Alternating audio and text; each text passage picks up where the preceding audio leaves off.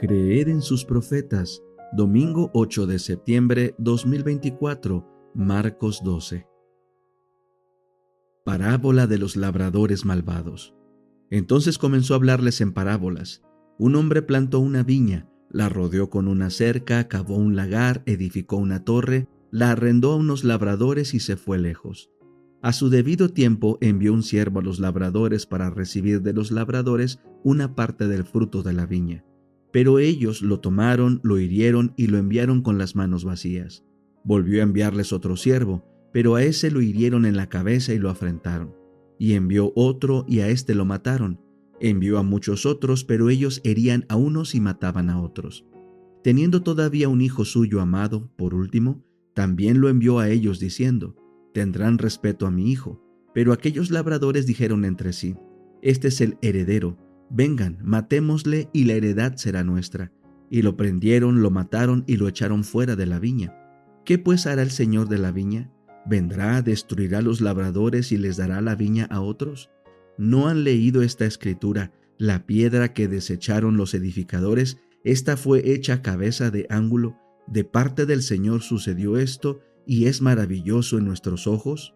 Ellos procuraban prenderle, pero temían a la multitud porque sabían que en aquella parábola se había referido a ellos, y dejándole se fueron. Pregunta sobre el tributo al César. Entonces enviaron a él algunos de los fariseos y de los herodianos para que lo sorprendieran en alguna palabra. Y viniendo le dijeron: Maestro, sabemos que eres hombre de verdad y que no te cuidas de nadie porque no miras la apariencia de los hombres, sino que con verdad enseñas el camino de Dios. ¿Es lícito dar tributo al César o no? ¿Daremos o no daremos? Entonces él, como entendió la hipocresía de ellos, les dijo: ¿por qué me prueban?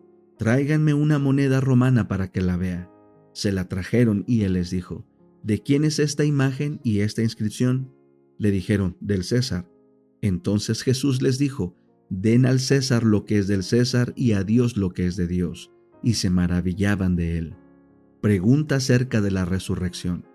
Entonces vinieron a él unos saduceos quienes dicen que no hay resurrección, y le preguntaron diciendo: Maestro, Moisés nos escribió que si el hermano de alguno muere y deja mujer y no deja hijos, su hermano tome la mujer y levante descendencia a su hermano. Había 7 hermanos. El primero tomó mujer y murió sin dejar descendencia. La tomó el segundo y murió sin dejar descendencia. El tercero de la misma manera. Así los 7 no dejaron descendencia. Después de todos murió también la mujer. En la resurrección, cuando resuciten, puesto que los 7 la tuvieron por mujer, ¿de cuál de ellos será mujer? Entonces Jesús les dijo: no es por esto que están equivocados, porque no conocen las Escrituras ni tampoco el poder de Dios. Porque cuando resuciten de entre los muertos, no se casarán ni se darán en casamiento, sino que son como los ángeles que están en los cielos. Y con respecto a si resucitan los muertos, ¿no han leído en el libro de Moisés cómo le habló Dios desde la zarza diciendo: yo soy el Dios de Abraham, el Dios de Isaac y el Dios de Jacob? Dios no es Dios de muertos sino de vivos. Ustedes se equivocan mucho. El gran mandamiento. Se le acercó uno de los escribas al oírlos discutir y dándose cuenta de que Jesús había respondido bien, le preguntó: ¿cuál es el primer mandamiento de todos? Jesús le respondió: el primero es: escucha, Israel, el Señor nuestro Dios, el Señor uno es, y amarás al Señor tu Dios con todo tu corazón, con toda tu alma, con toda tu mente y con todas tus fuerzas. El segundo es este: amarás a tu prójimo como a ti mismo. No hay otro mandamiento mayor que estos dos. Entonces el escriba le dijo: bien, maestro, has dicho la verdad. Dios es uno y no hay otro aparte de él. Y amarlo con todo el corazón, con todo el entendimiento y con todas las fuerzas, y amar al prójimo como a uno mismo, vale más que todos los holocaustos y sacrificios. Y viendo Jesús que había respondido sabiamente, le dijo: no estás lejos del reino de Dios. Ya nadie se atrevía a hacerle más preguntas. Jesús, Hijo y Señor de David. Mientras estaba enseñando en el templo, Jesús respondiendo decía: ¿cómo es que dicen los escribas que el Cristo es hijo de David? David mismo dijo mediante el Espíritu Santo: dijo el Señor a mi Señor: siéntate a mi diestra hasta que ponga tus enemigos debajo de tus pies. David mismo le llama Señor. ¿Cómo es pues su hijo? Y la gran multitud lo escuchaba con gusto. Jesús denuncia a los escribas. Y en su enseñanza decía: guárdense de los escribas, a quienes les gusta andar con ropas largas, que aman las salutaciones en las plazas, las primeras sillas en las sinagogas y los primeros asientos en los banquetes. Estos que devoran las casas de las viudas y como pretexto hacen largas oraciones, recibirán mayor condenación. La ofrenda de la viuda pobre. Estando Jesús sentado frente al arca del tesoro, observaba cómo el pueblo echaba dinero en el arca.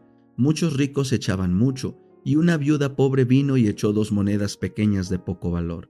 Él llamó a sus discípulos y les dijo: de cierto les digo que esta viuda pobre echó más que todos los que echaron en el arca, porque todos han echado de su abundancia, pero ésta de su pobreza echó todo lo que tenía, todo su sustento. El deseado de todas las gentes. Capítulo 61. Zaqueo. Este capítulo está basado en Lucas 19, 1 al 10. En camino a Jerusalén, habiendo entrado Jesús, iba pasando por Jericó. A pocas millas del Jordán, en la orilla occidental del valle, que se extiende allí formando una llanura, descansaba la ciudad en medio de una vegetación tropical, exuberante de hermosura. Con sus palmeras y ricos jardines regados por manantiales, brillaba como una esmeralda en el marco de colinas de piedra caliza y desoladas barrancas que se interponían entre Jerusalén y la ciudad de la llanura. Muchas caravanas en camino a la fiesta pasaban por Jericó. Su arribo era siempre una ocasión de fiesta, pero ahora un interés más profundo excitaba al pueblo. Se sabía que el rabino Galileo, que poco antes había resucitado a Lázaro, estaba en la multitud, y aunque abundaban los susurros acerca de las maquinaciones de los sacerdotes, las muchedumbres anhelaban rendirle homenaje. Jericó era una de las ciudades apartadas antiguamente para los sacerdotes, y a la sazón un gran número de ellos residía allí. Pero la ciudad tenía también una población de un carácter muy distinto. Era un gran centro de tráfico, y había allí oficiales y soldados romanos y extranjeros de diferentes regiones, a la vez que la recaudación de los derechos de aduana la convertía en la residencia de muchos publicanos. El principal de los publicanos, Zaqueo, era judío, pero detestado por sus compatriotas. Su posición y fortuna eran el premio de una profesión que ellos aborrecían y a la cual consideraban como sinónimo de injusticia y extorsión. Sin embargo, el acaudalado funcionario de aduana no era del todo el endurecido hombre de mundo que parecía ser. Bajo su apariencia de mundanalidad y orgullo, había un corazón susceptible a las influencias divinas. Zaqueo había oído hablar de Jesús. Se habían divulgado extensamente las noticias referentes a uno que se había comportado con bondad y cortesía para con las clases proscritas. En este jefe de los publicanos se había despertado un anhelo de vivir una vida mejor.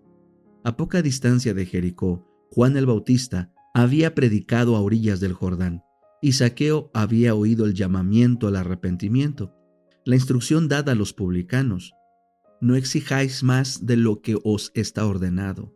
Aunque exteriormente desatendida, había impresionado su mente. Conocía las Escrituras y estaba convencido de que su práctica era incorrecta. Ahora, al oír las palabras que se decían venir del gran maestro, sintió que era pecador a la vista de Dios. Sin embargo, lo que había oído tocante a Jesús encendía la esperanza en su corazón.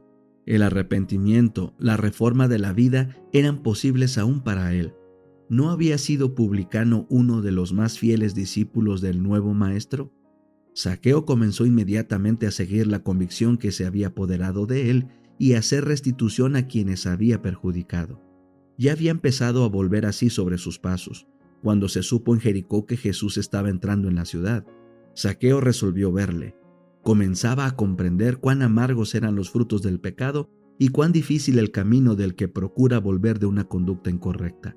El ser mal entendido, el tropezar con la sospecha y desconfianza en el esfuerzo de corregir sus errores era difícil de soportar. El jefe de los publicanos anhelaba mirar el rostro de aquel cuyas palabras habían hecho nacer la esperanza en su corazón. Las calles estaban atestadas y Zaqueo, que era de poca estatura, no iba a ver nada por encima de las cabezas del gentío. Nadie le daría lugar, así que, corriendo delante de la multitud hasta donde un frondoso sicómoro extendía sus ramas sobre el camino, el rico recaudador de impuestos trepó a un sitio entre las ramas desde donde podría examinar a la procesión que pasaba abajo. Mientras el gentío se aproximaba en su recorrido, Zaqueo escudriñaba con ojos anhelantes para distinguir la figura de aquel a quien ansiaba ver.